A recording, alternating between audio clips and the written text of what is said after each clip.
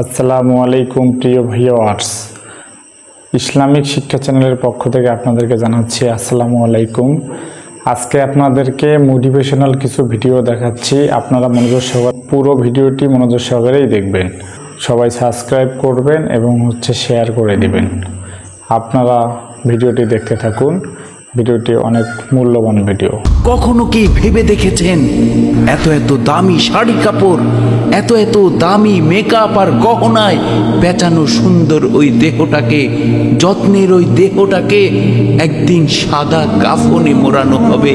আহারে, কত যত্নের শরীর, যেই শরীরের মধ্যে সামান্য বৃষ্টি লাগলে জ্বর ঠান্ডা চলে আসে। কত কষ্ট হয় সেই যত্নের শরীর, ভাবতেই অবাক লাগে।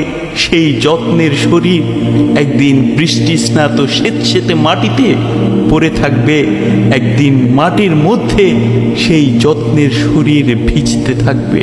কখনো কি বালিশের সাথে মাথা লাগিয়ে চিন্তা করেছেন, যেই মাথা বালিশ ছাড়া শান্তি পায় না, যেই মাথা বালিশ ছাড়া ঘুমাতে পারে না, সেই মাথাটাও একদিন শূন্য জমিনে শায়িত হয়ে থাকবে, শূন্য জমিনে সেই মাথা পড়ে থাকবে।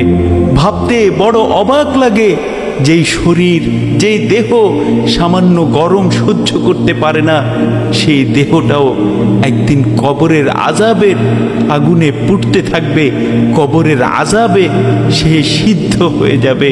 যেই দেহ সামান্য ঠান্ডা সহ্য করতে পারে না, কাঁথা কম্বল লেপ ছাড়া ঘুমোতে পারে না, সেই দেহকে কঠিন কনকনে শীতের মধ্যে মাটি চাপা দিয়ে আসা হবে।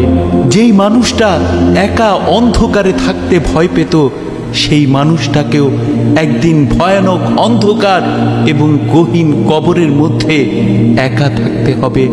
বড় অবাক করা বিষয়, এত এত বন্ধু বান্ধব, আত্মীয় স্বজন, যাদের সাথে আপনি হাজার হাজার সময় কাটিয়েছেন, তারাও একদিন সময় করেও আপনার কবরের পাশে গিয়ে দাঁড়াবে না। সুবহানাল্লাহ। আপনারা যারা পুরো ভিডিওটি মনোযোগ সহকারে দেখেছেন তাদেরকে অনেক ধন্যবাদ এবং আপনারা কমেন্টসে জানাতে পারেন আপনার ভিডিও কেমন লেগেছে।